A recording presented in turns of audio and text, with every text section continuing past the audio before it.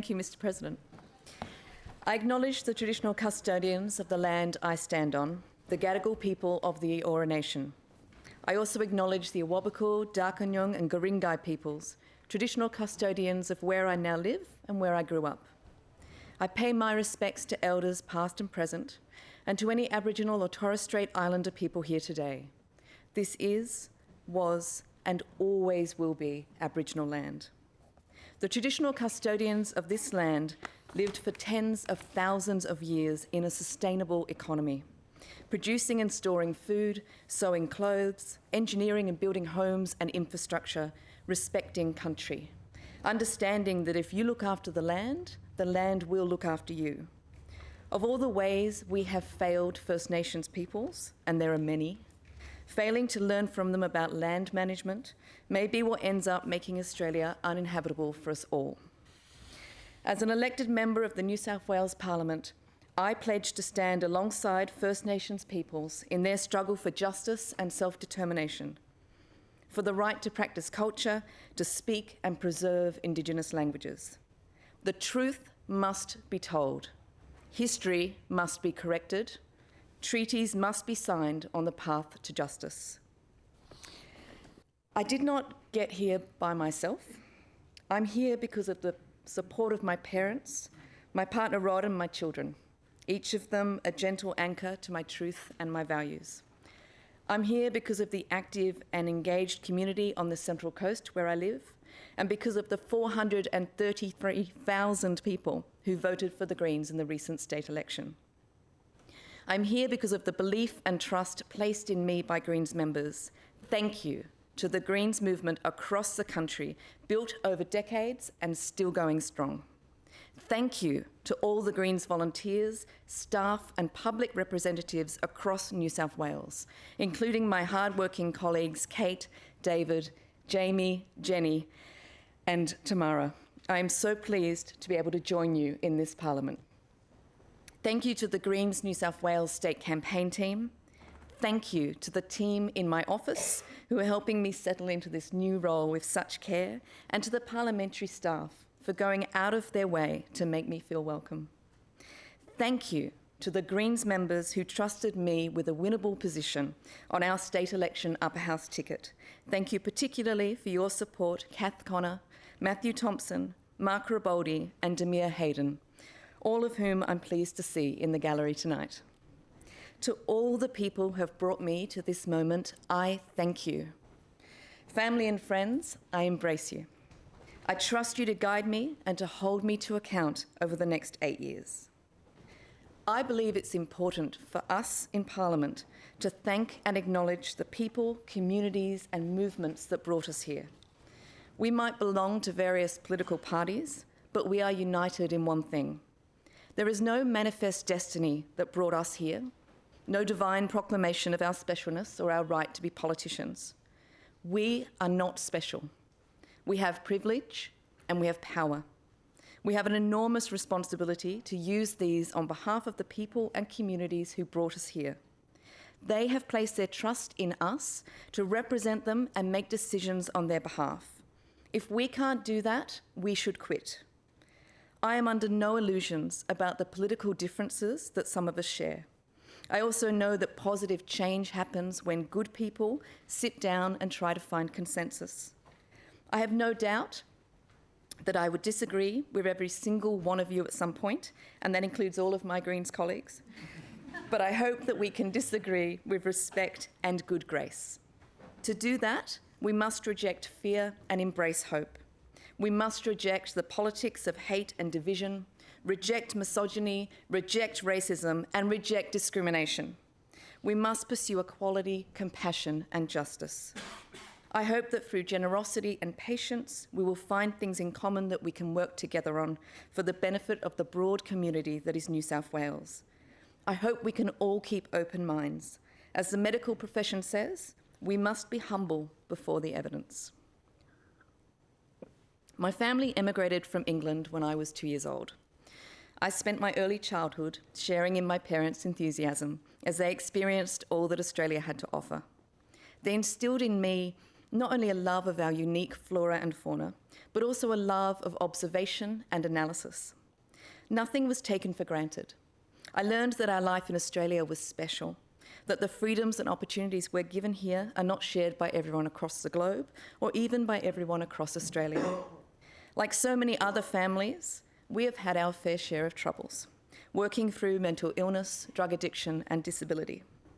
From my own childhood to my time now as a parent, I have learnt that no child comes with an instruction manual, and good intentions and caring hearts aren't always enough. Many children and families need additional assistance and professional support. Parents, carers, and siblings need reassurance and time out. I learned early that those we love can hurt us. When I was 16, I lost myself in an abusive relationship. I still do not fully understand how another person was able to have so much control over me and make me feel so small. Having been a victim of child sexual assault, the abuse I then experienced at the hands of my first serious boyfriend compounded my feelings of shame and deepened the sense that my body did not belong to me. It's common for those who have experienced sexual assault to feel shame. Guilt attaches to specific actions, whereas shame attaches itself to our identity. Guilt can tell us where we went wrong and encourage us to do better, whereas shame tells us we're rotten. Shame is a destructive state that holds us back, whispering in our ear that it is our fault that we were abused, that we are inherently dumb, ugly, boring, worthless. It wasn't until I was in my late 20s that I sought out professional help. By understanding and rejecting the shame I felt, I moved past being a victim and I became a survivor. In my 20s, I hid from so many things. I let my shame dictate so many of my decisions. In my 30s, I could look at myself in the mirror again. I found love with Rod in a deeply caring and supportive relationship. We had our 2 amazing children, which bring us such joy. No longer at war with myself, I am comfortable in my own skin and confident that the traumas in my past do not define my future. I've been supported to overcome many of life's obstacles, but not everyone is so lucky. I am concerned and angry that there are too many people in New South Wales who fall through the cracks, through no fault of their own, because we as a government fail to provide the services and supports they need. We can't prevent hardship, I wish, but too often, whether you survive, whether or not you go on to thrive, depends on your postcode or your bank balance. We live in an increasingly unfair world. Economic inequality in Australia has widened. In Sydney, the top 20% of income earners have an income around 5 times higher than those in the bottom 20%. As household debt and expenses continue to skyrocket, median wages have flatlined. People are pushed into poverty. The difference in quality of life between people in Sydney and people in regional and rural areas is striking. Drought-stricken towns in regional New South Wales have been without drinking water for months, surviving only because charitable folk trucked them water when the New South Wales government turned its back. As a proud Central Coast resident, I will not turn my back on rural, regional and remote New South Wales. We know that when people don't get the help they need, they are more likely to continue to face increased challenges. These problems can spiral out of control. Our failure to help people denies them full participation in society. For example, compared to those without a disability, people with a disability are 7 times more likely to face health problems and can expect to earn less than half the weekly median wage. Children who have experienced violence or abuse are more likely to face mental health challenges and are at increased risk of homelessness and unemployment. Disadvantage creates further disadvantage. The evidence is in. We understand this. This makes government responsible for doing something about it. But too often, government resources go to those who move in the right circles or are allocated to try and win elections. Rather than deep and meaningful investment in public and community services, we push small pools of money back and forth, taking money from one threadbare service and throwing crumbs at another. The government has finally signed up to Our Watch for the prevention of domestic and family violence, for example, while simultaneously slashing funding to some of the community-run legal centres that help women leave their violent partners, like Warringabaya Aboriginal Women's Legal Service. Right now, vital whole-of-government reforms are needed to turn around the lives of millions of disadvantaged people in New South Wales. We can spend another electoral cycle playing whack-a-mole with people's lives, or we could deal with the root causes of so many societal problems by investing in widespread reforms to end the cycle of disadvantage. For a start, we can redirect billions from prisons and punitive policing and put it into prevention and community services. We can create a safe state where women and children are free from violence and harassment. We can build a New South Wales where your access to quality education and health services is not determined by how much money you have. We can care for people by investing in suicide prevention and mental health services for our young people, and by helping the 90% of people with a disability who are falling through the cracks of the NDIS. Making these investments now will strengthen our society and improve people's well-being. Stronger communities means a stronger New South Wales. I undertook my first degree in psychology, wanting to understand what makes people tick. Then I studied law, wanting to understand the rules of society. Because I had a public school education and I grew up outside of Sydney, people had a particular negative impression of my prospects in law. Always stubborn, I determined to prove them wrong and work for a corporate law firm. It was from there that I became fascinated with finance and capital markets. In those early years, I viewed the capital markets as a well-oiled machine with easy-to-grasp rules for operation. I bought into the myths that markets deliver good outcomes for society and that the accumulation of extreme wealth for a very few could be excused on the grounds that that wealth would eventually, magically, trickle down to everyone else. Over 2 decades in Sydney and London, I became an expert in global banking regulation. I was in London for the onset of the global financial crisis. I had a ringside seat as governments around the world scrambled to prevent the failure of some of the largest financial institutions and to contain the fallout from those that fell. I was in the thick of it as regulators were left gasping at how little they had understood the financial system they were supposed to be responsible for. I was there as the UK economy reeled from the impact of the cracks in the financial system as the government let the most vulnerable people fall through. Retailers faltered. Shops and small businesses closed at an alarming rate. In the financial services industries, redundancies were commonplace. Those who kept their jobs still complained of reduced bonuses. The social impacts of the financial crisis were replicated across Europe and the United States. Financial services professionals walked away relatively unscathed. The rest of the workforce reeled from the resulting economic downturn. Job losses, mortgage foreclosures, an entire generation of young people left with little prospect of entering the workforce or of ever owning a home. My experience left me with 2 very clear understandings. First, when financial systems fail, the heaviest burden is felt by those least able to withstand it. Secondly, the global financial system as it stands cannot be controlled or even adequately regulated. Our financial system relies on credit, which in turn demands constant economic growth. Without the production of more and more things, without increasing our consumption, the system falters. And if the financial system falters, if you and I refuse to get ourselves into ever-increasing levels of debt, the real economy falters too, and we all suffer. This tangled knot linking the real economy and the financial system desperately needs to be unpicked and unwound. When the next financial crisis comes, as it inevitably will, we must be ready with a plan to build a progressive and sustainable economy. Capitalism is an economic model past its use-by date. For a time, it delivered leaps forward in the quality of life for many, but now it causes more harm than good.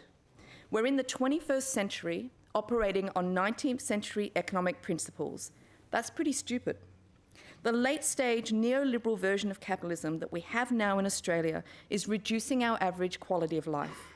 It is driving widening economic inequality and trashing our environment. It is stifling creativity and holding back people's ability to participate. Neoliberalism has encouraged us to be in constant competition with one another and with nature, to act and think as individuals, to equate acquisition with success, and to put a price on everything in our lives. To solve this mess we're in, we need to go in a different direction. Our new economy needs to take into account our global ecological limitations and the impact of information technology on markets. We have hundreds of years of advancements in academic and scientific thought, yet those in charge clutch woefully at the past.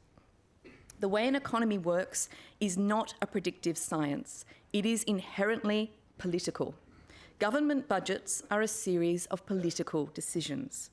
We can choose to build hospitals and high schools instead of stadiums. We can choose to spend money on domestic and family violence prevention instead of propping up the gambling industry. We can choose to make coal-fired power stations accountable for the toxic pollution they produce. We can choose to invest in the renewables industry that will deliver cheaper, cleaner energy and stable, sustainable jobs for tens of thousands of people.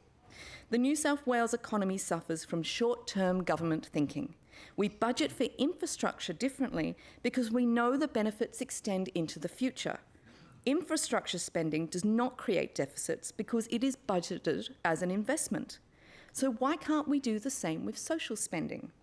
Building a prison shouldn't be easier than employing a nurse. The evidence shows that spending money on public services like education, health and transport improves social outcomes. We know that investing in early support services and tackling poverty and housing insecurity keeps people out of prison and keeps kids with their families.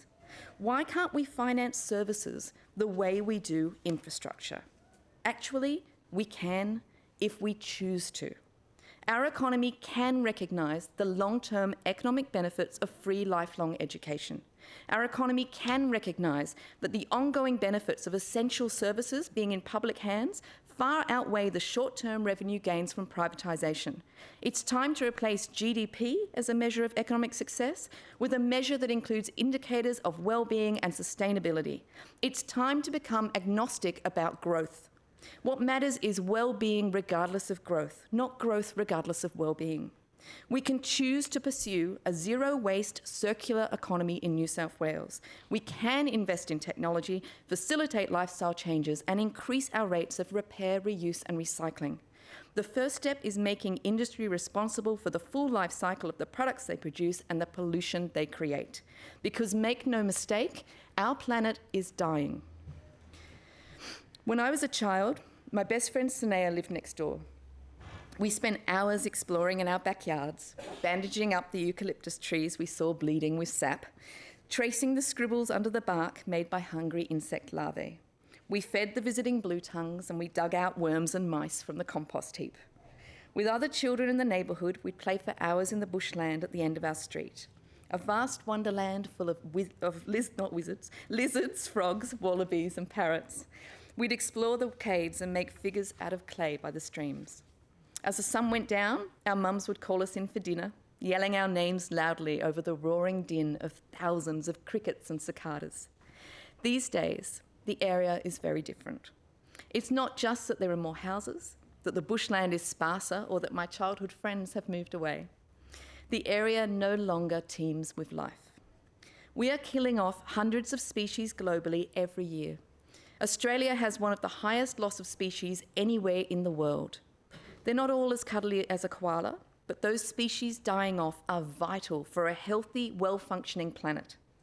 We are breaking temperature records year after year, but the climate emergency that we have created goes beyond hotter temperatures. We are in a state of climate degradation. Global warming is the sweaty fever of a deep sickness degrading the Earth's vital organs. The great lungs of our forests that filter the air, the water circulating like blood, giving life to all things, the soil, the vital skin tissue that houses insects and microorganisms on which so much other life depends. As we rip out more and more trees, allow water to be siphoned off, poison the soil with chemicals, we not only change entire weather systems, we also destroy the very things that should give the Earth the resilience to withstand climate change. You cannot tinker with one part of our fragile environment without impacting another. Seemingly small and compartmentalised decisions by governments can have a devastating impact on our ecosystems, on our climate, and on our ability to withstand climate change. That's why we have to reverse the 2016 tree clearing laws. That's why we have to stop the extension of Warragamba Dam. to preserve those river ecosystems, maintain access to sacred Aboriginal sites, and ensure people are not put in the path of extreme flooding. That's why we need to leave the coal, oil, and gas in the ground and ensure a just transition to economic stability for the workers in fossil fuel industries. I became active in politics when I realised that I had as much right and as much responsibility as anyone else to fix the things that I think are broken, to stop harm being done, to save that which needs rescuing, to protect the things that I hold dear. I want our Parliament to better reflect the community we represent. That means more women, more people of colour, more people with disability, more people with diverse gender and sexual orientations, and especially more First Nations people. Representing the people of New South Wales requires us to listen to unions, advocates, community organisations, activists, experts, and the public. And I don't mean obsessing over opinion polls. Overcoming the growing tide of political disillusionment requires us to build trust and respect through open dialogue. Democracy suffers when protest is sanctioned, when money buys access, and when vested interests influence political decisions. Democracy is about more than voting and elections. To misquote Alexandria Ocasio-Cortez, our democracy should be designed to speak truth to power. Real democracy is an ongoing, deliberative process of deep conversations and brave decision-making. Political communication must be about more than spamming people's letterboxes, screens, and school fences with focus-grouped marketing materials. Addressing the challenges we face will take all of us, inside and outside of the Parliament, working together. To the people sitting in the gallery and outside of this chamber, if politicians aren't doing their job, I ask you to challenge us. There are so many more of you out there than us in here. If we fail you, I hope you will rise up and put us out of a job. Hope is a most precious resource. It is hope for something better that inspires us to act. It is those actions that will create the change our world needs. I ask you to stay vigilant in guarding your hope, stay brave in creating change, and remain fierce in holding your representatives in Parliament to account. Thank you.